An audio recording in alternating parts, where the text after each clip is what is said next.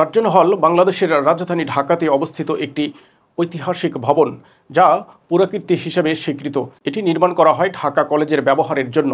এটি বর্তমানে ঢাকা বিশ্ববিদ্যালয়ের বিজ্ঞান ও জীববিজ্ঞান অনুষদের কিছু শ্রেণীকক্ষ ও পরীক্ষার হল হিসেবে ব্যবহৃত হচ্ছে। 1904 সালের 19 ফেব্রুয়ারি ভারতের তৎকালীন ভাইসরয় ও গভর্নর জেনারেল জর্জ কার্জন এর ভিত্তিপ্রস্তর স্থাপন করেন। তার নামানুসারেই ভবনের নামকরণ হয়। বঙ্গভঙ্গ রদ হওয়ার পর থেকে 1921 সালে ঢাকা বিশ্ববিদ্যালয় প্রতিষ্ঠার পূর্ব পর্যন্ত কার্জন হল ঢাকা কলেজ ভবন হিসেবে ব্যবহার করা হতো।